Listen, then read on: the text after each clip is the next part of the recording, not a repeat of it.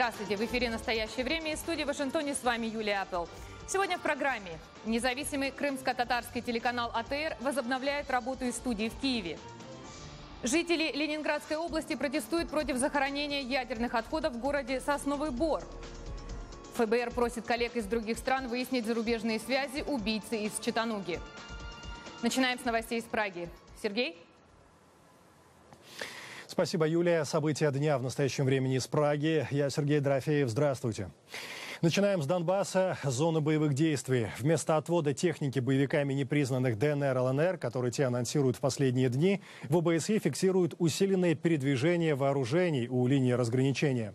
По словам главы мониторинговой миссии ОБСЕ в Украине Александра Хуга, в интервью агентству DPA подтверждение отвода всегда предполагает двусторонний режим контроля, а до сих пор нет соглашения о том, какие вооружения, куда и какому сроку в итоге должны быть перемещены. Процесс над украинским кинорежиссером Олегом Сенцовым и активистом Александром Кольченко начался сегодня в военном суде Ростова-на-Дону. Им предъявляют обвинения в совершении нескольких терактов в Симферополе весной прошлого года, вскоре после аннексии полуострова России. И Сенцов, и Кольченко, отмечу, настаивают на том, что их дела политические, виновными себя не признают. Часть материалов дел по террористической статье проходит под грифом «секретно». Прокуратура считает обвиняемых гражданами России. Подсудимые Сенцов и Кольченко являются гражданами Российской Федерации. Нашим законодательством свидания граждан Российской Федерации с консулами иностранных государств не предусмотрено. В случае, если суд признает Сенцова виновным, ему грозит от 15 лет лишения свободы до пожизненного заключения. Кольченко может попасть за решетку на срок до 20 лет. И сегодня же в Ростов-на-Дону под конвоем доставили и украинскую летчицу Надежду Савченко, сообщают ее адвокаты. Слушания по ее делу будут проходить в Ростовской области. По версии обвинения, именно там Савченко и пересекла границу Украины и России, а значит, там и должен быть суд. Предварительные слушания назначены на конец месяца, 31 июля.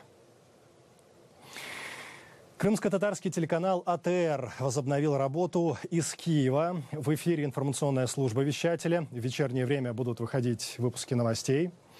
После того, как Россия не выдала каналу лицензию, часть команды перебралась в столицу и теперь оттуда будет рассказывать о событиях в Крыму, Украине в целом и в мире. Юлия Дрозд. Вам внимание, поехали.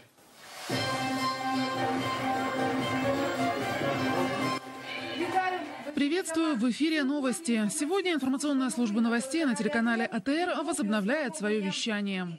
Выпуск – это 15 минут в прямом эфире, 3 раза в день на украинском, русском и крымско-татарском. 9 лет они вещали из Симферополя.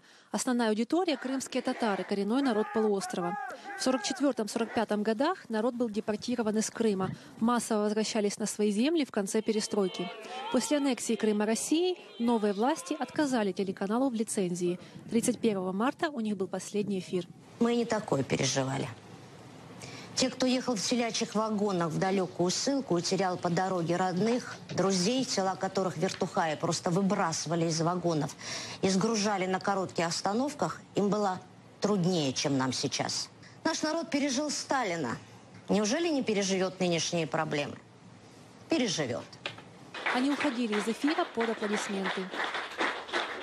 У нас огромное будущее. Через 3,5 месяца у АТР новая редакция, теперь уже в Киеве. И журналисты, и монтажеры, и операторы, вот тут человек 15, все друг у друга пока на голове. Им не хватает людей, техники, но, говорит главред информвещания, все это не важно. Главное, смогут рассказывать о событиях без российской цензуры. Мы используем слово «аннексия». Конечно же, респонденты здесь, они будут, наверное, использовать и слово «оккупация». Мы этого избегаем просто только по одной причине, чтобы не подставлять наших журналистов там. Новости с полуострова будут получать от блогеров, местных жителей и стрингеров. Так называются журналисты, выполняющие разовую работу. Правда, утверждают, слышать точку зрения тамошних чиновников пока сложно. Мы бы хотели звонить всем сторонам. Мы не пропагандистский канал, мы канал новостей. Мы хотели бы знать мнение другой стороны тоже на любую новость. Но там же уже всем как бы настоятельно рекомендовали не общаться ни с какими как бы журналистами, которые не просто там с бейджем АТР или с удостоверением АТР, а даже просто напоминают сотрудника АТР. В прошлом журналист российской газеты «Московский комсомолец», ныне замдиректора крымско-татарского телеканала, Айдер Муждабаев говорит, на днях были сбои с работой спутника, через который вещает АТР. В причинах сейчас разбираются. У нас еще 2 выпуска сегодня. Подожди, лезь. После первого эфира памятное селфи. Ирина Клименко, Максим Елисеев, Юлия Дрозд. Настоящее время. Киев. Другие темы. На украинских пляжах Азовского моря немноголюдно. В окрестности прифронтового Мариуполя, это Донецкая область, отдыхающие не едут, опасаясь обстрелов. Меньше стали посещать и курортные Бердянск и Приморск, хотя это уже Запорожская область. Как выживает сейчас местное население, в прежние годы зарабатывавшее в основном на потоках туристов? Об этом материал коллег. Чтобы добраться сюда, нужно проехать несколько блокпостов. По ночам слышны звуки боев.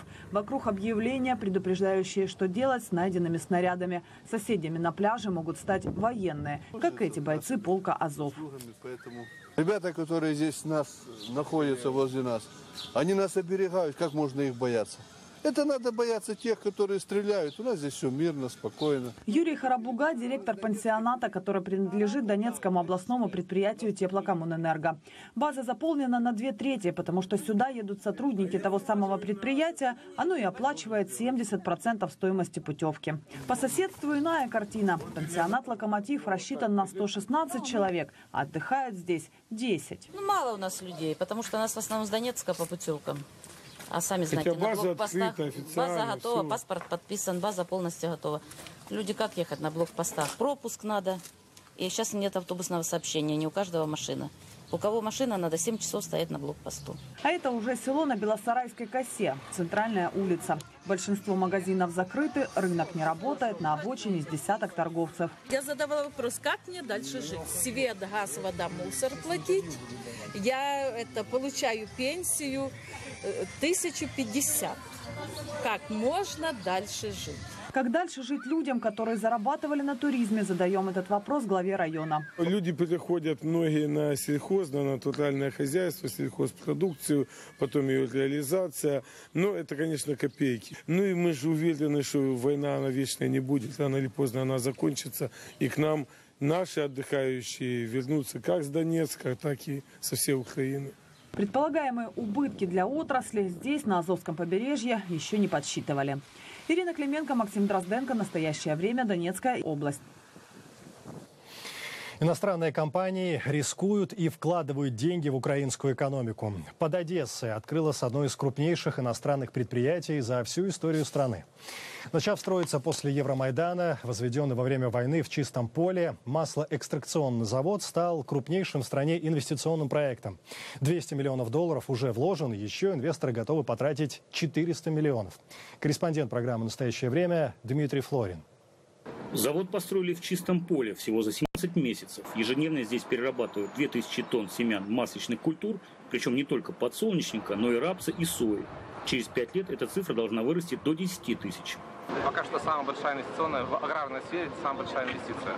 И мы то, что мы видим, тут и другие инвестиции довольно крупные. Мы сейчас приехали с Америки, и то, что было озвучено инвесторам, видим до $500 миллиарда общих инвестиций. На открытии завода присутствовали делегации из Германии, Швейцарии и Нидерландов. Посол Швейцарии в Украине и Молдове Кристиан Шенненберг заявил, что в ближайшее время в агропромышленный комплекс страны будет инвестировано $100 миллионов. А значит, новый завод под Одессой только первое вложение инвесторов. Для европейских партнеров Киева это в первую очередь бизнес-проект, для украинских властей – политический. На открытие завода приехал и губернатор области Михаил Саакашвили. Это прекрасный пример того, что какая бы ни была война, если будут условия созданы для инвесторов, сюда придет весь мир. Открытие нового завода укрепляет имидж Одесской области как экспериментальной площадки для проведения реформ в Украине. Построить завод – это одно, а создать условия для его рентабельной работы, тем более в условиях войны, совсем другое. Министр аграрной политики и продовольствия Украины Алексей Павленко пообещал содействовать созданию благоприятных условий. Однако, несмотря на общую позитивную картину инвестиционного климата в Украине, которую можно представить со слов министра Павленко, официальные цифры статистики говорят о другом. Украина теряет привлекательность для внешних инвесторов. В прошлом году из-за девальвации уровень прямых иностранных инвестиций в Украину сократился на 13 с лишним миллиардов долларов. Низкая защищенность прав кредиторов и высокий уровень коррупции в стране делает непривлекательным, а порой и невозможным привлечение средств иностранных инвесторов. И близость дефолта в Украине, по мнению финансовых аналитиков, может привести к куда более серьезным последствиям, нежели кризис в Греции. Дмитрий Флорин, «Настоящее время». И далее у нас эфир из Вашингтона. В Совете Безопасности ООН начинается, как крестили ее журналисты, битва резолюций по сбитому над Донбассом малазийскому Боингу. Юлия, ждем от вас подробностей. Спасибо, Сергей. Это так. Россия в понедельник представила в Совбез собственный проект резолюции по гибели Боинга MH17 над Украиной в июле 2014 года. В документе содержатся требования усилить роль ООН в расследовании причин падения лайнера. Ранее РФ отвергла совместную инициативу Малайзии, Австралии, Нидерландов, Бельгии и Украины, которые призвали учредить при поддержке ООН Международный трибунал по расследованию трагедии. Представитель России в ООН Виталий Чуркин заявил, что Москва выступает против создания трибунала, потому что, цитата, «мы считаем, что это не соответствует уставу ООН. Совет Безопасности не должен заниматься подобными ситуациями». Конец цитаты. Консультации по резолюции проходят за закрытыми дверями. Министр обороны США Эштон Картер встретился в Иерусалиме с премьер-министром Израиля Биньямином Нетаньяху. На встрече обсуждались последствия подписания ядерного соглашения с Ираном и сотрудничества между США и Израилем в сфере безопасности. Глава Пентагона совершает турне по Ближнему Востоку. Его цель – укрепить отношения с союзниками, выражающими беспокойство по поводу соглашения с Тегераном. В понедельник Картер провел переговоры со своим израильским коллегой Моше Яалоном и назвал Израиль краеугольным камнем стратегии США в регионе. Госсекретарь США Джон Керри пояснил, когда начнется практическое осуществление подписанных с Ираном договоренностей. Вот что он сказал в интервью нашим коллегам из персидской службы. У Конгресса есть 60 дней, то есть где-то к 19 сентября должно пройти голосование. Если это произойдет, то фактически с этого дня соглашение начнет и действовать. После этого будут вещи, которые должны сделать Иран и МАГАТЭ, и все эти вопросы должны быть разрешены перед тем, как будут сняты санкции. Поэтому мы приблизительно говорим о 6 месяцах. Сейчас сложно сказать точно. Сентябрь станет ключевым месяцем, когда мы узнаем, выполняется ли это соглашение. Жители США и Кубы привыкают к новой реальности. Железный занавес эмбарго еще не пал, но открылись после полувекового перерыва посольства в Вашингтоне. Впервые с 1958 года побывал кубинский министр иностранных дел. Снова летят на Кубу самолеты, а скоро поплывут и паромы. Но скрыть за кулисами торжеств сохраняющиеся противоречия не удалось. Глава МИДа Кубы, несмотря на торжественность момента, на первой исторической пресс-конференции с Джоном Керри напомнил о требованиях Гаваны. Роман Мамонов о ложке дегтя в бочке праздничного меда. Взвился кострами звездный триколор на флагштоке у посольства Кубы в Вашингтоне. Отгремели фанфары и национальные гимны. Раскурили сигару мира дипломаты капиталистической Америки и социалистического острова Свободы. И в чью честь звучали тосты и разливали кубинский ром, останется загадкой для широкой публики. Но в Госдепартамент министр иностранных дел Кубы приехал в хорошем настроении. К его появлению в холле дипведомства даже установили флаг. Маленький шаг для разнорабочего Госдепа, большой шаг для двух наций. Это первый визит министра иностранных дел Кубы в Государственный департамент с 1958 года. Сегодня же возобновляются дипломатические связи, открываются посольства после 54 лет разрыва. Так что это исторический день снятия барьеров. Впрочем, Джон Керри явно поторопился со снятием барьеров. Разница в риторике двух дипломатов была очевидна. Кубинский министр явно приехал с настроением победителя. Если глава Госдепа снова говорил об ошибочности полувековых санкций и блокады, то гость с острова Свободы заявил о победе курса команданта Фиделя и стойкости кубинского народа. Джон Керри мягко высказался о сохраняющихся противоречиях, а Бруно Родригес прямо заявил, чего требует Гавана. Я заявил на встрече, что для нас восстановление дипломатических отношений означает решение ряда проблем США. Среди них полное снятие блокады, возвращение территории Гуантанамо и уважение Америкой нашего суверенитета. Не исключено, что кубинский министр подобными заявлениями хотел продемонстрировать, что Гавана, а не Вашингтон сейчас диктует условия. Впрочем, Джон Керри ясно дал понять, властям острова Свободы стоит поумерить желание, а путь от вражды к дружбе займет еще немало времени. Никаких обсуждений этого вопроса сейчас не идет. Со своей стороны, мы не намерены пересматривать действующее соглашение и другие договоренности о морской базе.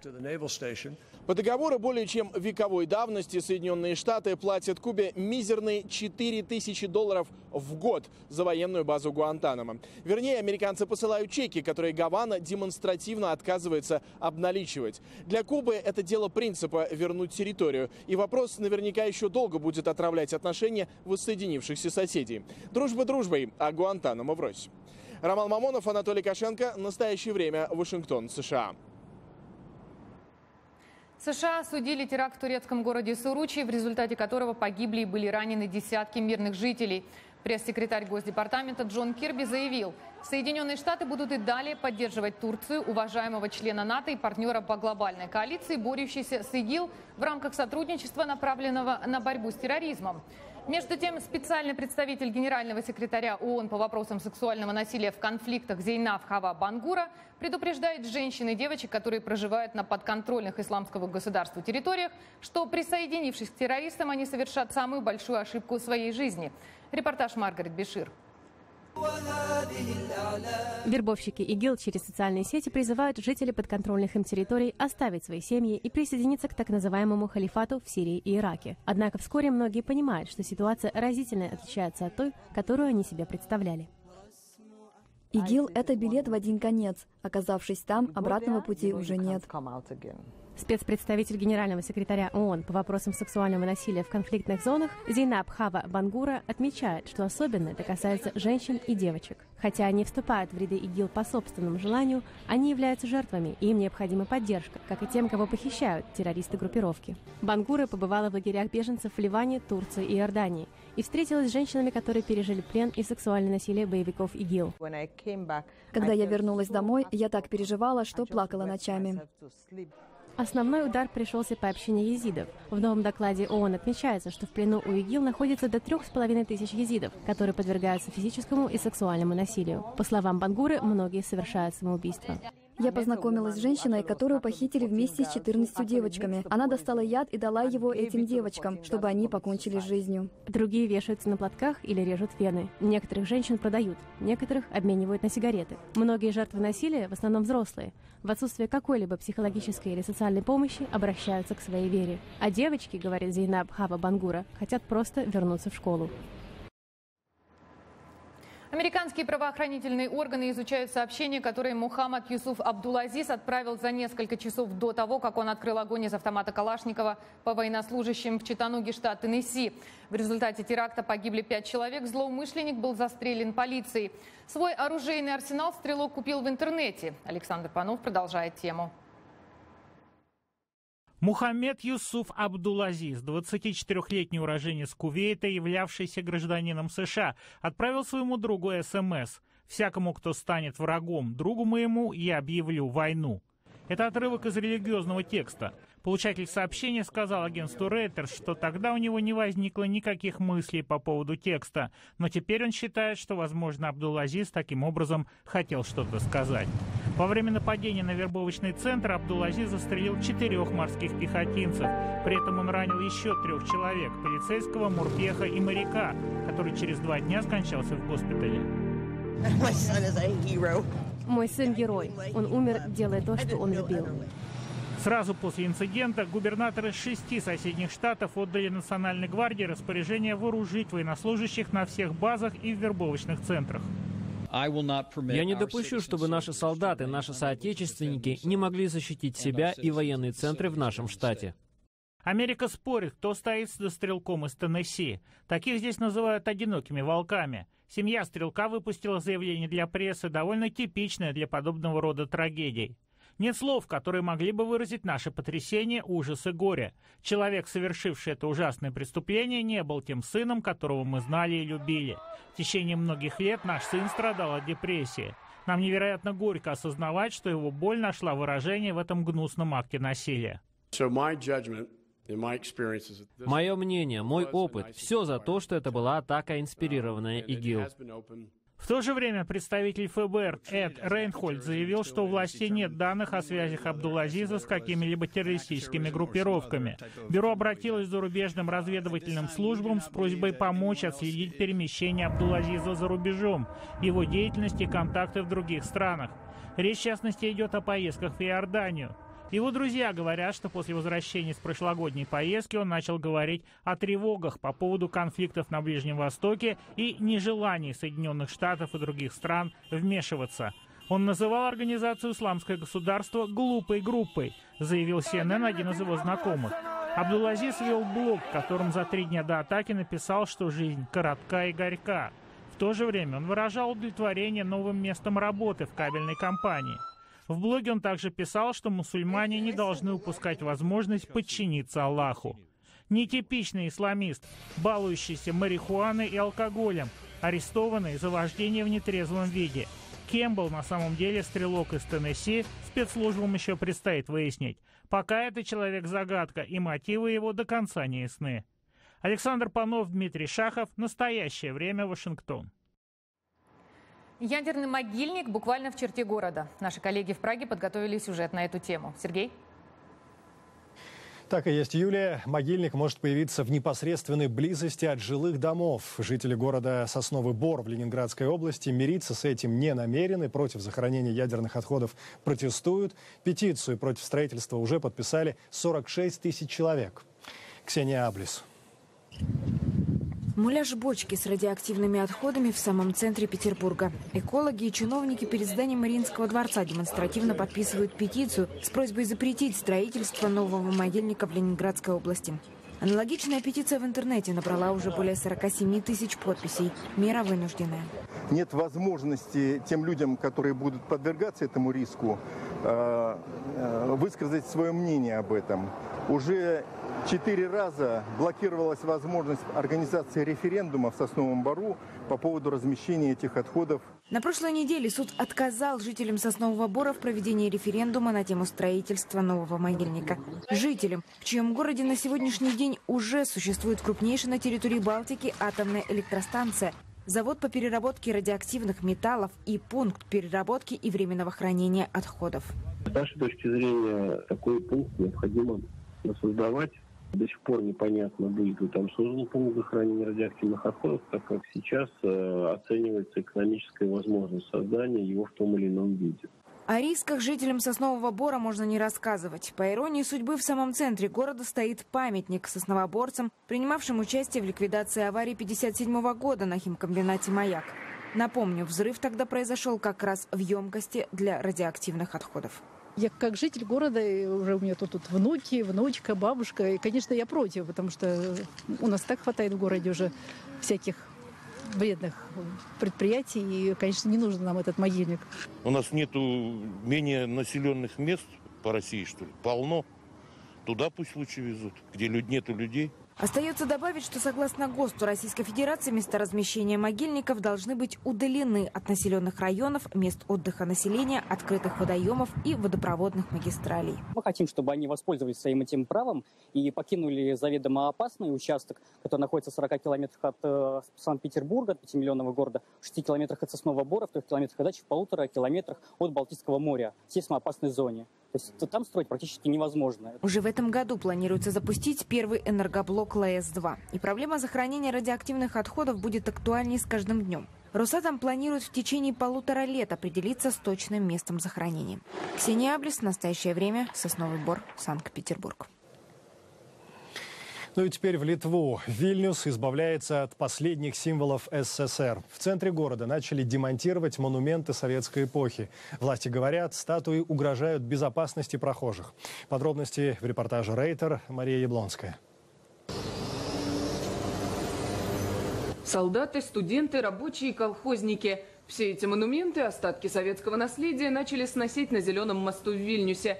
Рабочие снимают их с постаментов. Начали с памятника солдатам, сказав, что он разрушен сильнее всего. Это необходимо из соображений безопасности, а не политики, утверждают власти города. По словам мэра Вильнюса, он совершенно счастлив.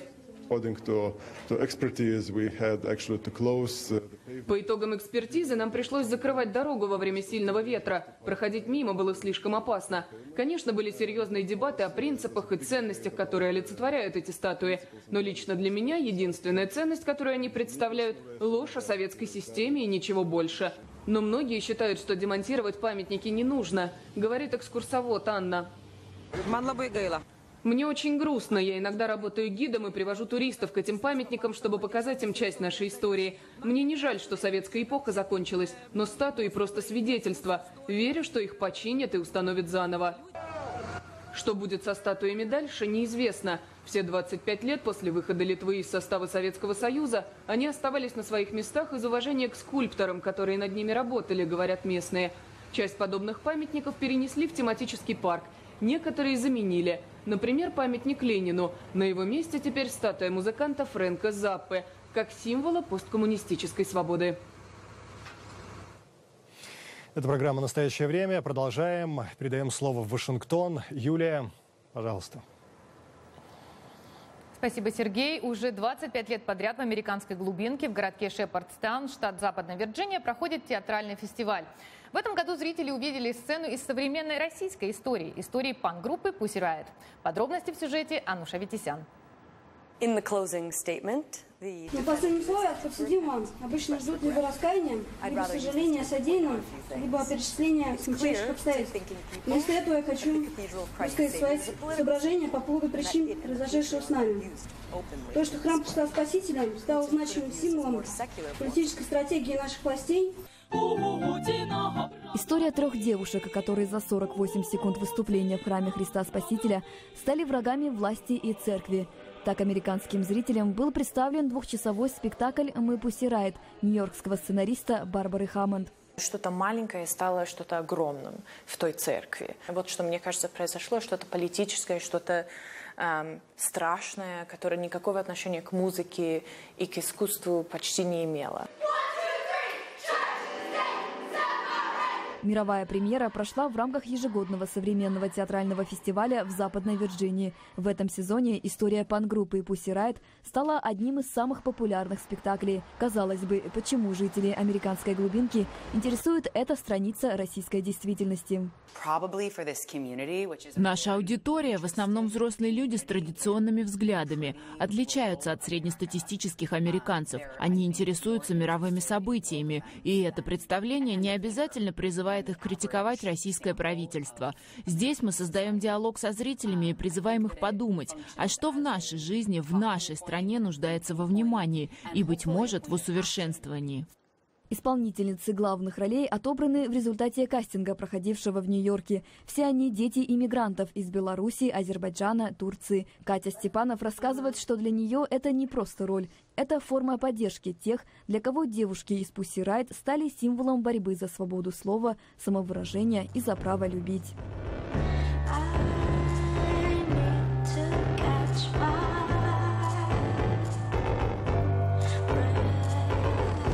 Через историю этих 3 молодых женщин спектакль поднимает вопросы злободневные и для американцев. Здесь тоже не все идеально. Однако актрис удивила разница во взглядах американцев и россиян. Разный в том, что когда спрашивают